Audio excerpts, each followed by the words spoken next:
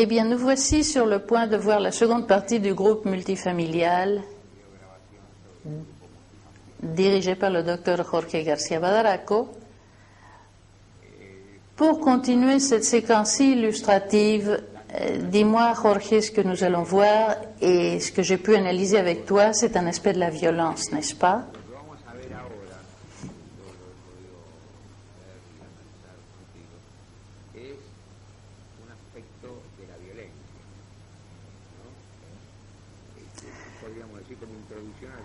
Que pourrais-tu faire comme introduction? Cette seconde réunion, comme je l'ai déjà dit, a eu lieu approximativement un mois après la première réunion où j'ai été en contact avec ce groupe. Cela commence par une dispute que, dans le livre que je viens d'écrire, j'appelle les disputes interminables, où la mère d'Ángel Luis et celui-ci sont les protagonistes d'une scène si bien violente quant à sa forme et surtout douloureuse dans son contenu parce qu'elle n'applique une brèche entre eux qui bientôt devient une ravine profonde dont l'origine doit remonter.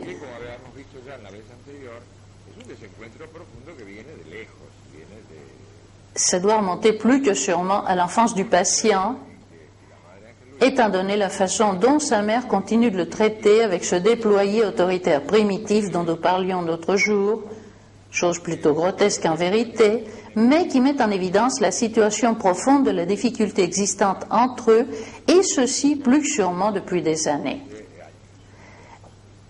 Et là aussi, cela met en évidence l'absence d'un père. Depuis un autre point de vue, Jorge, nous pourrions dire que dans ce groupe multifamilial, ces disputes, cette scène de violence, pourrait constituer l'affleurement d'une violence sous-jacente dans le groupe. Autrement dit, elle et lui seraient les porte-voix de cette violence que le groupe, parfois, n'ose pas manifester.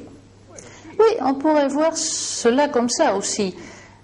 Et la dernière fois, nous avons vu la violence chez d'autres personnes, et aujourd'hui, non seulement nous allons voir la violence entre eux,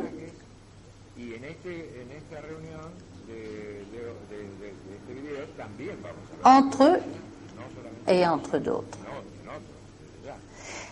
Tu as raison, il y a une violence latente, sous-tendue, qui se manifeste par moments chez les uns et à un autre moment chez les autres.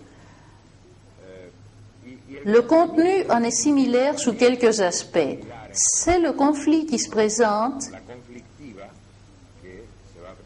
Et ce qui m'intéresse, c'est que les uns les autres puissent observer.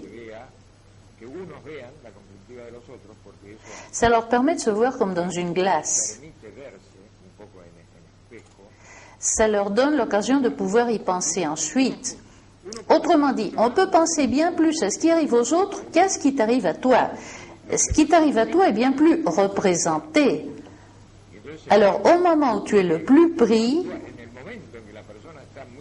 du point de vue de l'émotion, et que tu représentes ta violence ou ta douleur ou tes difficultés, tu ne peux pas penser Mais la personne qui te voit peut penser. À partir de là, tu peux récupérer des choses qui te seront utiles. Et c'est ça, en vérité, notre travail. Une autre question. Et ce que j'ai vu dans la présentation que nous allons passer, et dans la première, c'est que le groupe multifamilial agit comme une sorte de rempart, de contenant qui permet de théoriser sans que les acteurs se massacrent. Dans ce sens, la notion de contenant me semble très importante. Contenant, rempart de quoi? Contenant psychologique de tout ce qui arrive à un être humain ou à d'autres êtres humains en relation avec d'autres, quand on se sent parfois débordé. Et là, on voit bien comment ça déborde. Mais appelons ça la crue, si tu veux. Elle est bien plus contenue par le groupe qui donne ainsi l'impression de contenir les aspects qui, en général, font déborder l'être humain.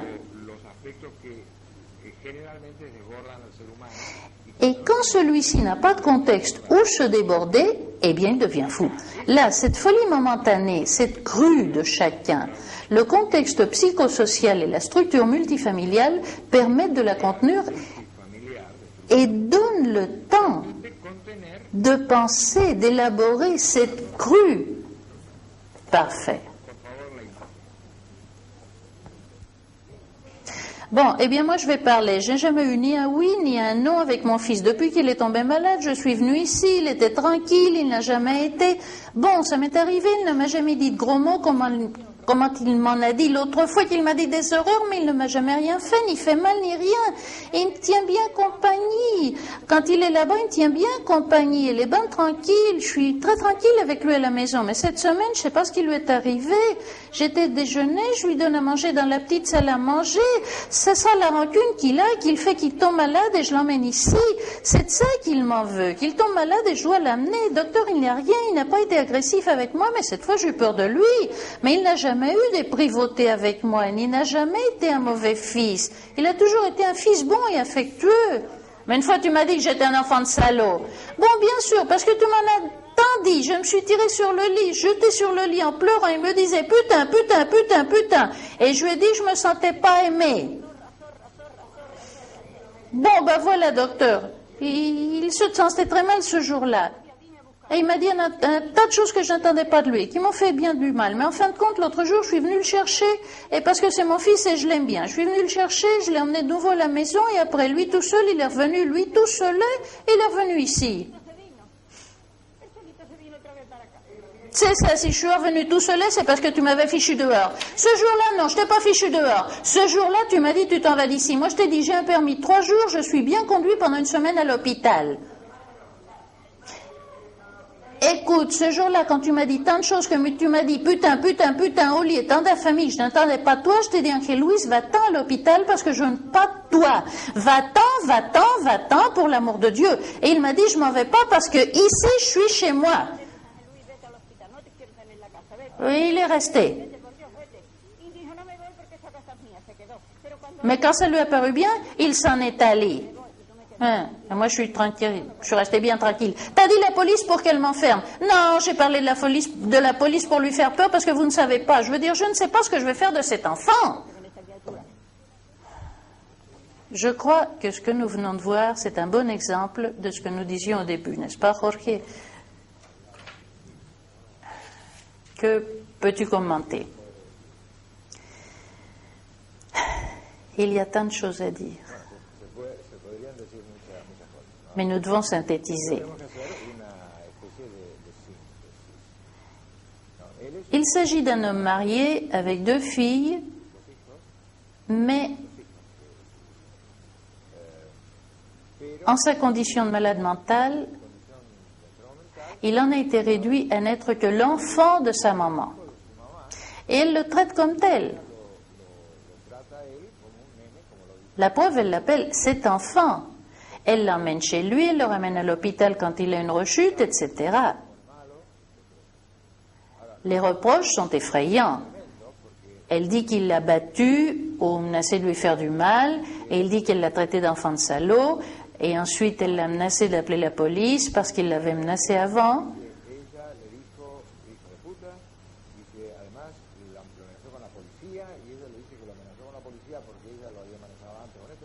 Alors, nul ne sait où commence et où va finir ces disputes interminables. Et d'autre part, il y a une rétroaction parce qu'ils ont mutuellement besoin l'un de l'autre. Sinon, chacun s'en irait de son côté. Alors, le besoin que l'un a de l'autre, c'est une pathologie, ça forme partie de la pathologie, et la rétroaction de même. Par ailleurs, il y aurait besoin d'un père pour remettre les choses en contexte.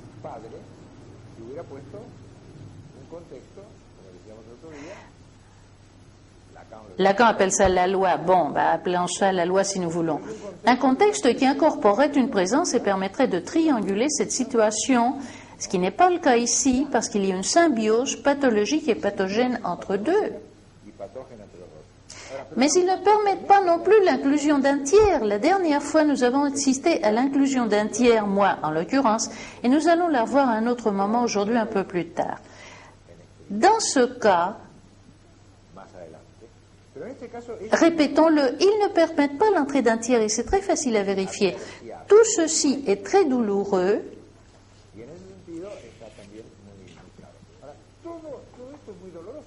Parce que l'un a besoin de l'autre et vice-versa. Et c'est pourquoi ils soutiennent la dispute comme quelque chose d'interminable. Et ils croient qu'au moyen de ces disputes, ils se communiquent. Et ils sentent qu'ils ne sont pas seuls, ils s'assurent de quelque chose. Pour la mère, la possession du fils, et lui qui voudrait être, ne dit-il pas, c'est chez moi ici, il voudrait remplacer son père mort, mais il ne le peut pas. Il ne peut pas être non plus père de ses propres filles. Alors il est pris au piège et c'est dramatique. La maladie mentale est faite de ces choses. Et très souvent, chez les schizophrènes, cela n'apparaît pas, ça ne se manifeste pas. Ni le patient peut le dire, ni la famille en parle. Ce sont des choses qui ne se disent pas, mais à peine se met-on à parler, elles affleurent. Tu l'avais déjà dit, mais que peux-tu commenter pour arrondir le sujet de la violence sous-jacente qui serait une sous-jacence de la psychose? Je dirais que dans la psychose, il existe une façon de contrôler ou de maîtriser une violence intérieure qui déborderait la situation et qui se contrôle à travers la conduite psychotique.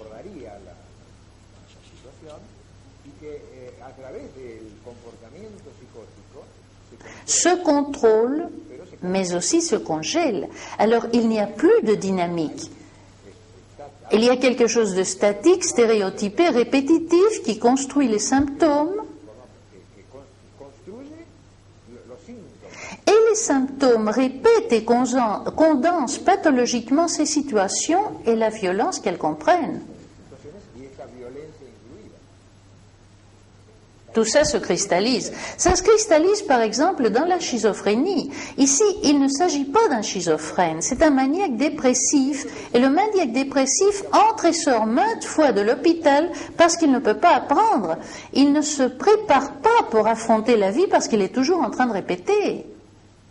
Le schizophrène répète intrapsychiquement, il ne peut pas non plus sortir du piège. Mais en dernière instance, ce que l'on voit très clairement ici, c'est comme l'un rend l'autre fou et l'autre le rend fou à son tour. Dans ce sens, j'ai développé la notion d'objet affolant, qui dans ce cas est la mère pour le fils et le fils pour la mère. Or, à leur tour, comme ils ont besoin l'un de l'autre, et c'est intrapsychiquement, ce sont deux objets affolants dans le psychisme de chacun, puisqu'elle, quand elle ne l'a pas, lui, elle le cherche, et lui, quand il ne l'a pas, elle, il la cherche. Donc, comme ils ne peuvent pas sortir du piège, évidemment, ce n'est pas une vie. Entièrement d'accord. Voyons ce qui suit.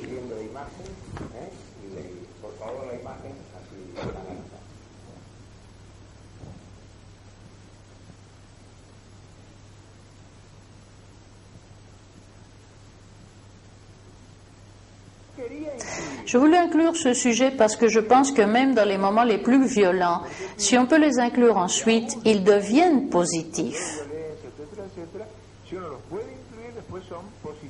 Ils sont importants parce qu'ils apportent toujours une vérité qu'il faut savoir écouter. Et il y a une vérité que parfois on ne peut pas écouter parce qu'on ne la tolère pas. On ne tolère pas l'émotion qu'elle cause, mais regrettablement, nous sommes ici pour tolérer un peu plus que ce que nous tolérons habituellement. Sans ça, nous ne pourrions rien apprendre. Ben oui, mais c'est vous qui a causé toute la matinée. Si nous avons plusieurs heures devant nous, je crois que nous le pourrions. Si nous fermions les portes et restions tous ici peu à peu, je crois que Ángel Luis se calmerait.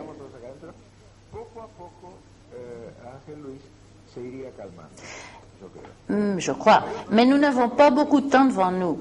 Alors, ce que nous allons faire, s'il le veut, c'est qu'il sorte et ensuite qu'il revienne s'il le veut. Bon, tu voulais dire quelque chose, toi? Une chose très importante, qu'avant il y a 1h30, il m'a dit qu'il voulait sortir de l'hôpital parce qu'il était bien, il se sentait bien, maintenant il est nerveux, je ne sais pas ce qu'il a. Voilà, c'est tout ce que je voulais dire. Très bien. Maintenant, ceci aussi est important. Qui est-ce qui dit? Qui est autorisé à dire qui se trouve bien et qui va mal? Comment faire pour savoir qui va bien et qui va mal? Évidemment, le premier qui doit dire qu'il va bien, c'est soi-même, n'est-ce pas? Mais moi, je peux dire que je me sens très bien, en pleine forme, si, ça, l'autre, et vient un kidam qui dit non. Il a l'air bien, mais il ne semble pas se sentir bien, il y a quelque chose. Ça veut dire alors que se sentir bien ou ne pas se sentir bien doit être entendu de commun accord. Je dois dire que je me sens bien, mais les autres aussi doivent le penser. Les familles. Les membres de la famille prennent peur, parfois, se sentent accablés, se sentent surchargés par des problèmes de tout genre. Alors il s'établit une situation d'intolérance quand on ne peut pas vivre en famille. Et c'est pour ça que des fois, les gens ont besoin de venir à un hôpital.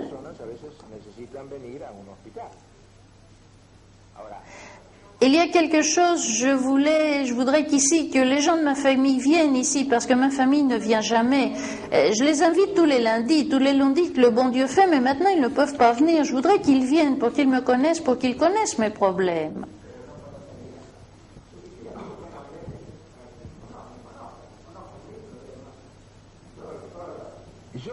Je crois que non seulement vous avez raison, mais encore vous demandez quelque chose de très juste. Et c'est pour ça que nous faisons ces réunions. Ce que je vous suggère, c'est que si votre famille ne vient pas,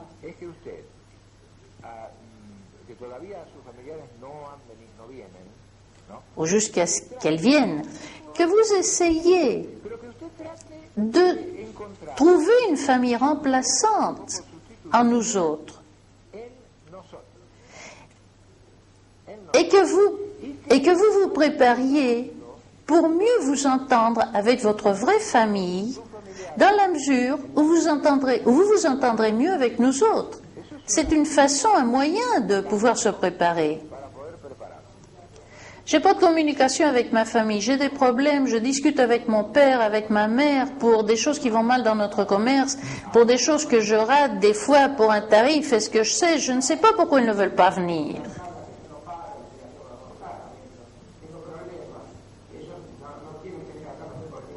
Je ne sais pas pourquoi il ne veut pas venir. Il y a beaucoup de motifs pour ne pas venir à un hôpital psychiatrique. Des fois, on a peur de ce genre d'hôpital. Écoutez-moi une minute. Ils ont peur du nom de l'hôpital ou parce que c'est un hôpital psychiatrique? Il y a beaucoup de choses au nom de l'hôpital ou parce que c'est un hôpital psychiatrique ou aux gens que l'on imagine qui se trouvent ici. Et d'autre part, la famille attend aussi que, disons, dans l'idée que leur familier va se remettre pour pouvoir causer. Et en réalité, on a besoin de pouvoir causer pour mieux aller, de sorte qu'un cercle vicieux se crée. qui rend tout plus difficile, de sorte que des fois, on préfère attendre. Avec Ángel Luis, par exemple, il faut attendre avant de lui parler, mais il a besoin de parler pour pouvoir commencer à se remettre, et c'est très difficile de composer entre les deux situations.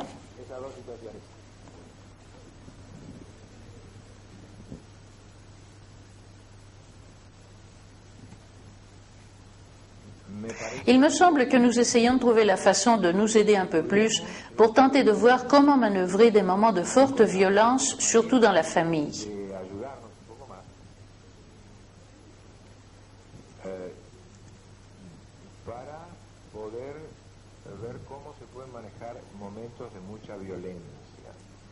Comment manier les moments de violence dans une famille.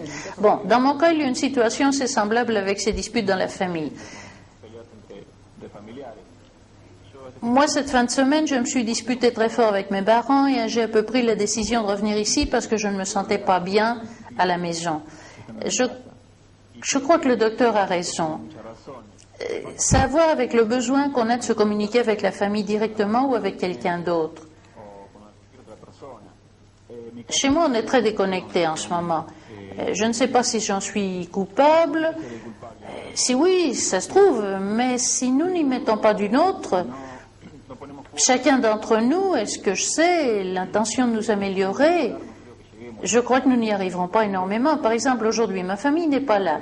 Je les attendais et maintenant, je ne sais que penser que, bon, ils ont accepté ma décision de m'en aller de chez nous, brusquement, comme ça. Je crois que tout vient de ce que je me sens seule. Et eux aussi, ils se sentent seuls. Et ce besoin d'être avec quelqu'un, nous la cherchons et nous essayons de la remplacer par l'agressivité et toutes sortes de mauvais traitements et de disputes et de tendresse parfois. Je crois que ce n'est pas seulement un problème de manque de tolérance. C'est un problème de besoin. Autrement dit, des fois, une mère peut souhaiter que son fils soit de telle ou telle façon.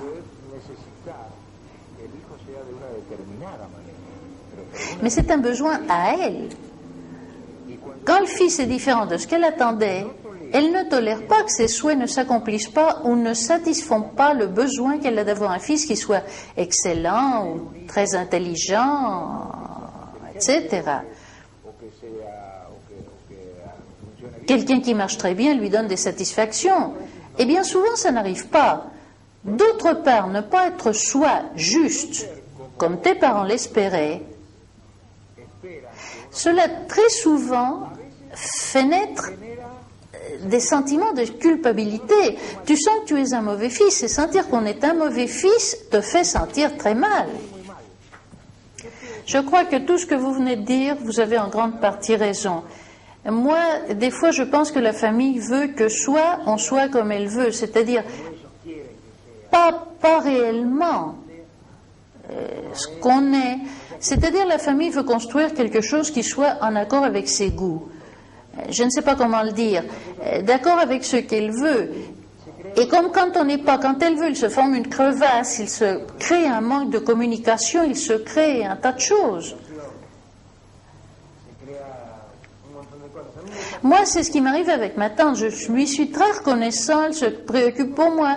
Mais des fois, je lui demande de rester causer, pas seulement qu'elle m'apporte des cigarettes. Je lui ai demandé plusieurs fois que tu restes causer, que tu me tiennes compagnie. Moi, j'ai besoin qu'elle reste à causer, à bavarder, me tenir compagnie. Mais il y a autre chose aussi, c'est peut-être que toi-même, tu ne sois pas si sûr de ce que tu veux être ou de ce que tu peux être. Parce que si tu te sentais sûr de toi-même, ta tante serait la première à se tranquilliser, même si tu n'es pas exactement comme elle voulait que tu sois. Elle verrait en toi une sûreté, ça la tranquilliserait. Je crois que quand tu as très bien expliqué, parce que je crois que c'est très relié avec ce que nous étions en train de dire. Je crois que ce dont ta tante a besoin, c'est de voir que tu te sens bien, de voir sûr de toi-même dans la vie. Et toi, tu as plutôt besoin qu'elle vienne causer, même pour savoir un peu ce qu'elle pense et quels conseils elle peut te donner. ou comment elle peut t'aider dans la vie. Autrement dit, tu ne te sens pas encore très sûr de toi. Alors ce manque de sûreté en toi, cela aussi fait naître de l'angoisse. Moi, le manque de sûreté, c'est né à partir des hospitalisations. C'est-à-dire qu'à partir des hospitalisations, j'ai commencé à sentir le manque de sûreté, de la crainte. Avant, bon, moi j'avais de sérieuses craintes comme tout le monde en a, mais le manque de sûreté, ça a commencé à partir des hospitalisations.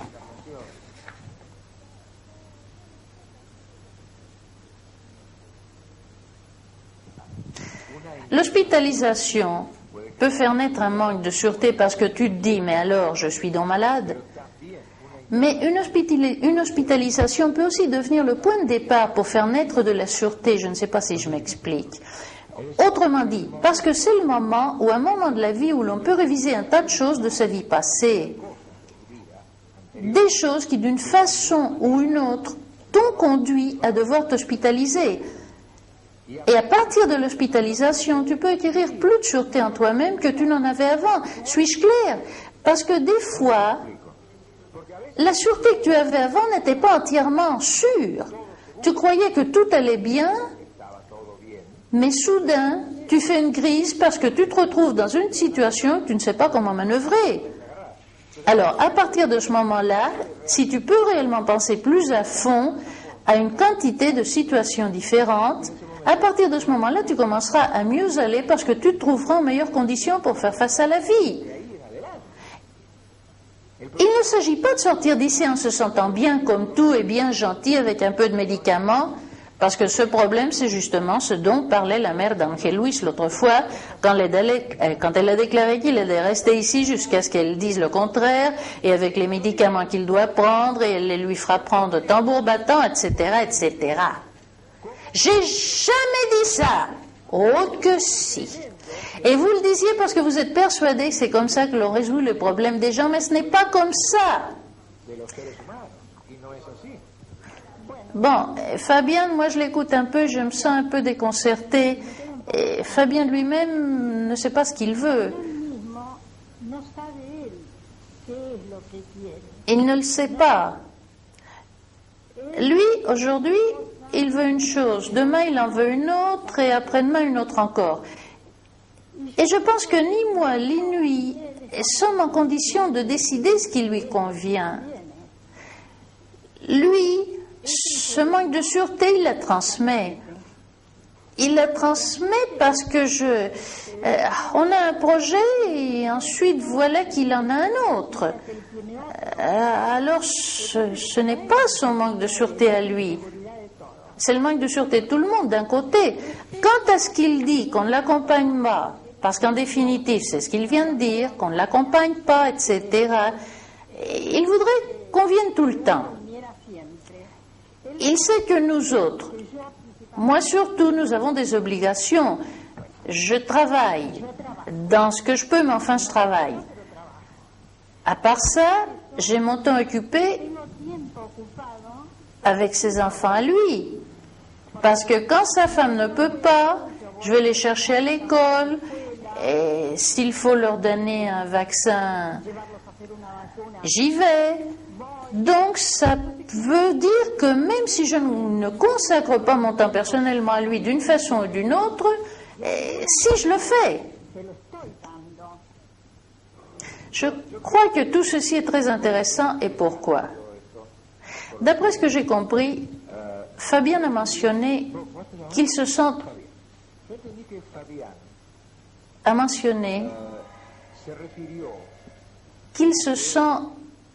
très seul au monde, et spécialement quand il est ici. Et quand vous venez, il sent que ce dont il a besoin, ce serait de pouvoir parler, d'être simplement avec vous. Simplement, ce à quoi il se réfère, c'est à quelque chose d'émotionnel, d'affectif, de son monde intérieur qui a à voir avec sa famille. Ce dont nous parlions ici il y a un moment. Vous, ce que vous ne vous expliquez pas, c'est que vous êtes bonne avec lui, vous vous occupez de ses enfants, vous faites un tas de choses, et vous avez l'impression que ça, il ne le reconnaît pas. Ce n'est pas qu'il ne le reconnaît pas, c'est qu'il ne le voit pas. Bon. Et pourtant, il vient de le reconnaître. Et curieusement, vous êtes, en ce moment, vous êtes tous deux en train de parler par mon entremise, comme si vous avez besoin de donner des explications à un tiers.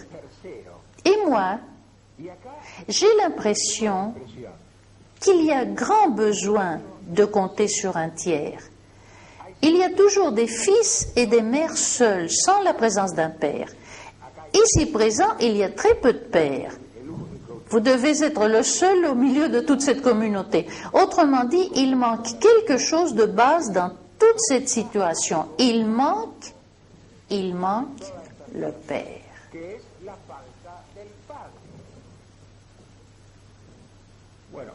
Eh bien, nous venons de voir 3 blocs très substantiels, n'est-ce pas? Celui intitulé « Qui dit ou qui est autorisé à dire qui est fou ou qui est bien », psychiquement s'entend. Ensuite, l'autre bloc « Que faire avec la violence domestique ?» et le troisième, un point de départ. En effet, ces 3 blocs sont très intéressants et ils forment une séquence. C'est un sujet qui affleure, surgit et s'articule entre ce que nous avons vu avant et ce que nous verrons après.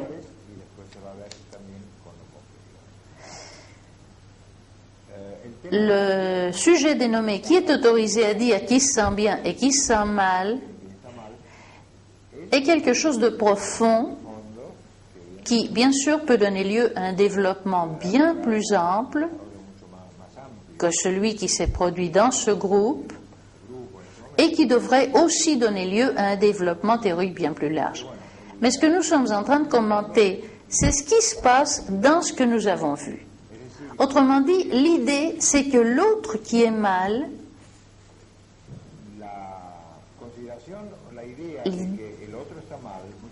s'utilise maintes fois depuis une position de pouvoir. Et cet autre exerce ce pouvoir comme dans le cas de la mère d'Angel Luis sur lui.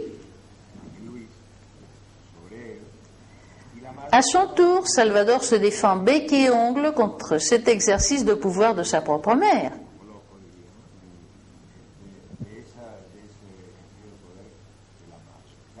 L'affaire, c'est que tout ceci donne lieu à des disputes, situations où il est très difficile de savoir qui a commencé, qui est le méchant et comment en sortir.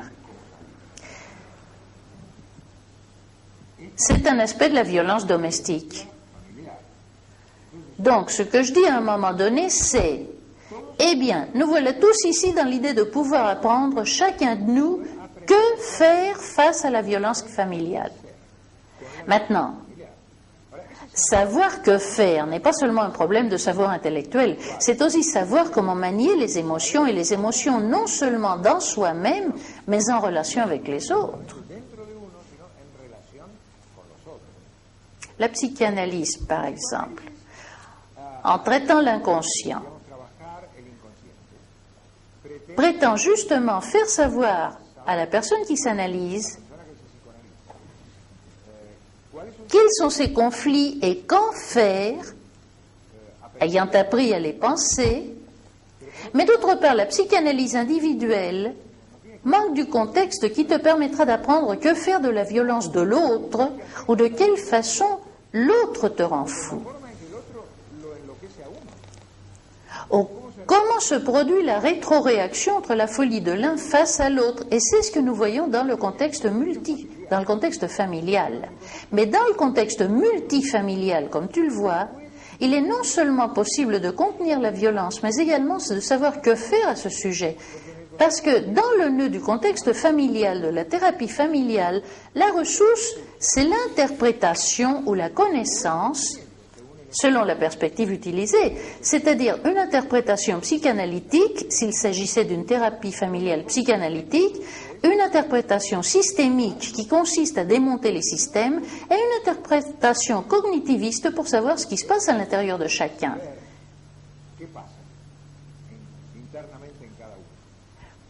Mais la dynamique de la violence, par exemple, déborde tous ces contextes. Et tous sont contenus dans le contexte multifamilial. Alors là, oui, nous pouvons apprendre.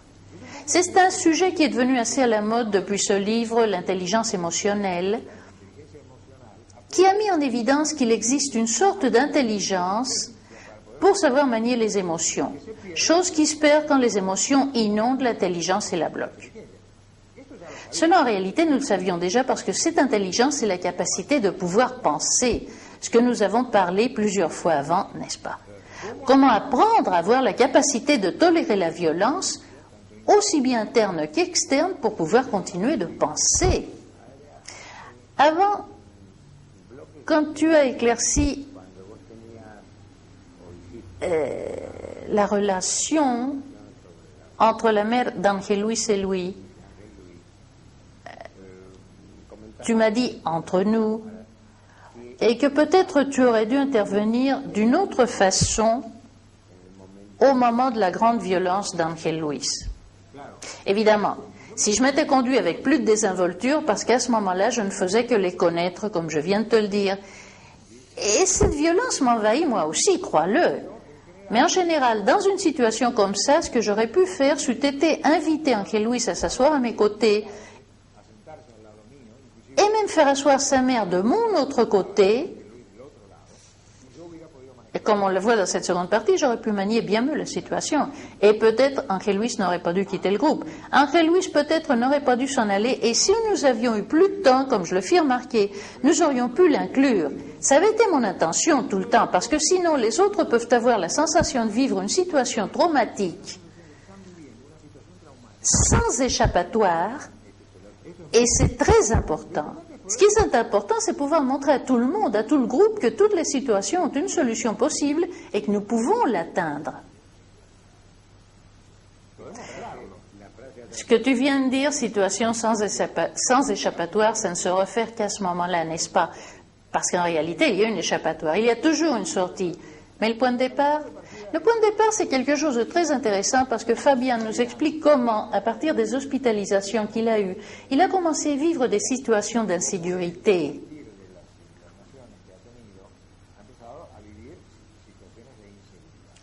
Ou bien ces vécus d'insécurité ont beaucoup grandi en lui. Alors j'essaye de montrer que ceci en soi n'est pas si mauvais, que le sentiment d'insécurité est... C'est parce qu'il s'est rendu compte.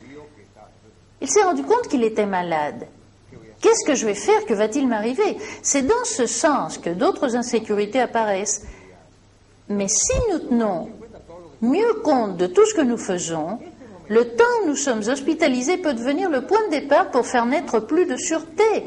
Pas seulement des insécurités. Faire comprendre que tout ce que nous faisons, c'est dans ce but, pour chacun, non seulement le patient, mais aussi ses familiers, pour se sentir plus sûr, pour savoir que faire des événements de la vie.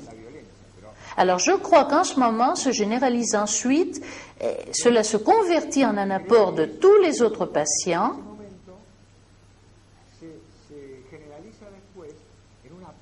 c'est un apport de tous les autres patients qui se trouvent là et leurs familiers aussi, autrement dit de tous les participants. Bon.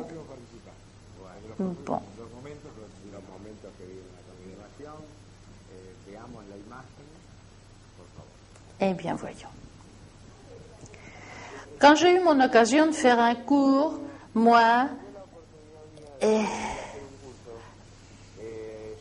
principal la première fois, je l'ai pris un peu comme pour sortir d'ici, comme pour dire je ne fais pas un traitement, mais à mesure que j'ai commencé à comprendre les moteurs des glacières, en voyant les motocompresseurs et tous les circuits qu'elles ont, alors je me suis mis à penser de plus en plus, et c'est comme ça que je me suis souvenu comment très avant, pendant ma première hospitalisation, comment j'allais, que soudain j'allais très bien mentalement, mais du point de vue personnel, soudain par moments c'était comme très décadent.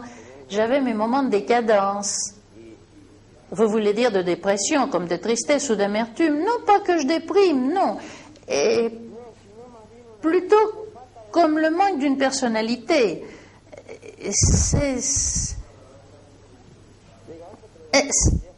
c'est comme s'il me manquait un stimulant, quelque chose qui me dirait Juan m'a dit que si je m'y mets et continue de travailler comme ça, je devenais son associé. Je suis arrivée à être son associé à l'atelier, mais que se passe-t-il? Pendant un temps long, j'ai su comment supporter toutes les pressions, mais ensuite tout m'a échappé des mains. Et d'une certaine façon, je me suis considérée coupable et j'ai cru que ce que j'apprenais ne servait pas parce que je ne servais pas moi. C'est-à-dire que tu t'es retrouvé avec un bagage de choses que tu savais, que tu avais fait et que tu savais faire. Mais à un moment donné, tu as douté de ce que tu avais et tu l'as retrouvé et ça t'a servi. Et ceci est fondamental en général. Quand, par exemple, je disais à Fabienne,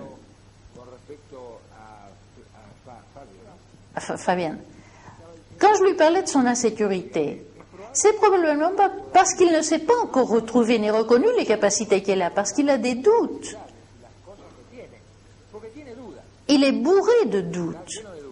Mais être bourré de doutes, des fois c'est très important et très bon. Ce n'est pas mauvais du tout d'avoir des doutes. Si l'on peut penser, on peut se mettre à résoudre des problèmes qu'avant on croyait résolus et ils ne le sont pas.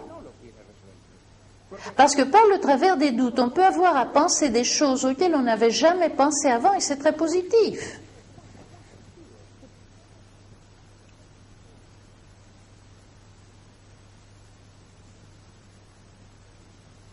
Ça m'a sauté aux yeux, n'est-ce pas, quand j'étais en train de parler de ça et une idée de pourquoi c'est arrivé. Évidemment, pour ce qui s'est passé, n'est-ce pas, que j'ai cherché du travail.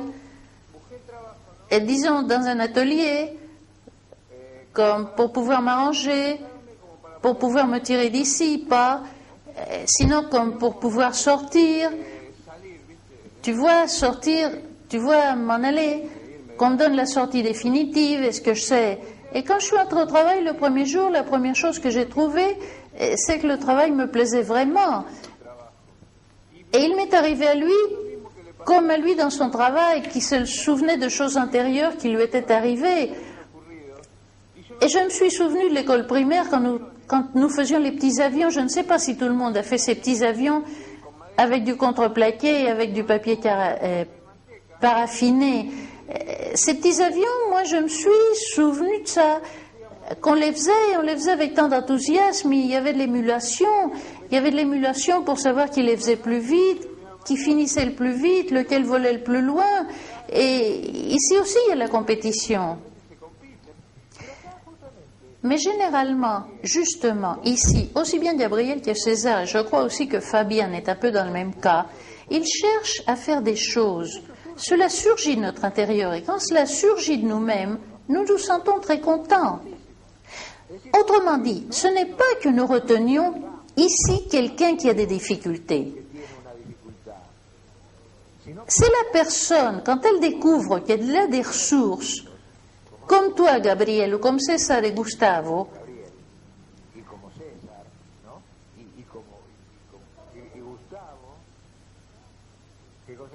la ressource de trouver un travail. Et notre idée, c'est que chacun fasse cette découverte et se mette en mouvement.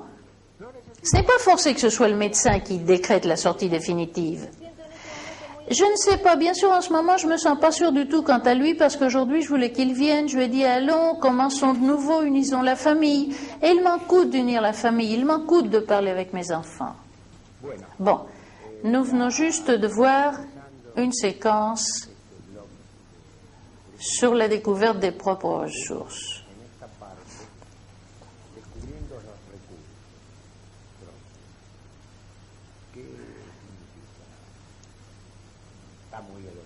L'interaction est fort éloquente, mais pour notre public, pourrais-tu nous l'éclaircir un peu plus?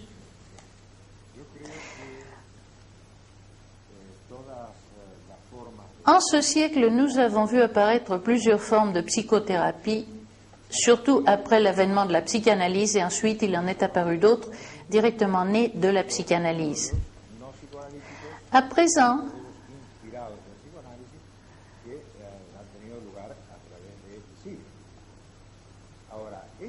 à présent, sous quelques formes de psychothérapie, ce que le patient développe,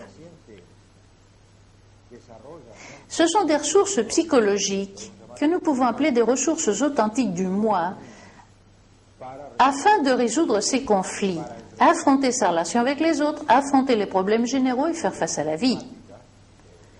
Dans ce sens,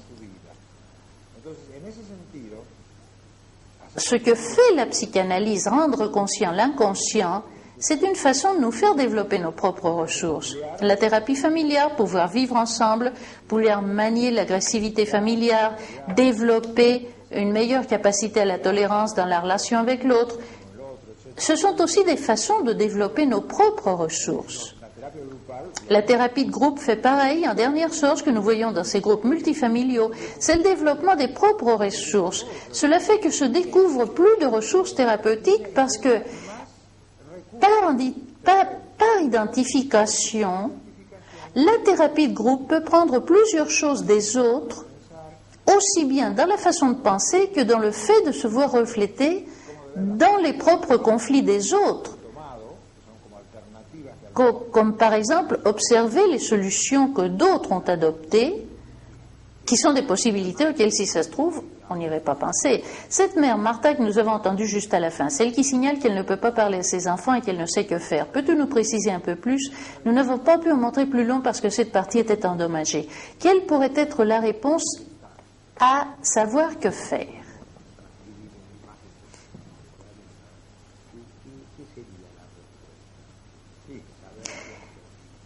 Et cette femme dit, d'une certaine façon, que tout ce qu'elle observe dans ces groupes ne fait que l'inquiéter.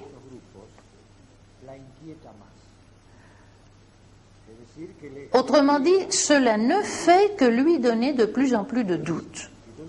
Alors, pendant la session, j'essayais de lui expliquer que c'est bien parce que le travail dans ces groupes, la participation dans d'autres groupes ne consiste pas à leur dire « moi ». Comment se guérir? Ou comment trouver la manière, elle, par exemple, d'aider son fils? Au contraire, chacun doit trouver son chemin au moyen de la thérapie, au moyen de la dynamique du groupe multifamilial où chacun d'entre nous participe. Cela, peu à peu, fait que chacun découvre ses propres ressources et puisse s'améliorer, se soigner, améliorer les liens, tout améliorer. Aidez-nous finalement, les groupes multifamiliaux servent uniquement pour la psychose? Je connais la réponse, mais pour notre public. Justement, non. Le groupe familial, je l'ai commencé, je l'ai découvert, pourrait-on dire, au début des années 60 à l'hôpital Borda, avec des patients psychotiques et leurs familles. Mais bien sûr, après, non seulement j'ai pu l'utiliser dans d'autres contextes, mais j'imagine également d'autres contextes possibles dans lesquels je ne l'ai pas encore mis en œuvre, mais si j'en ai encore le temps, j'essaierai de le développer.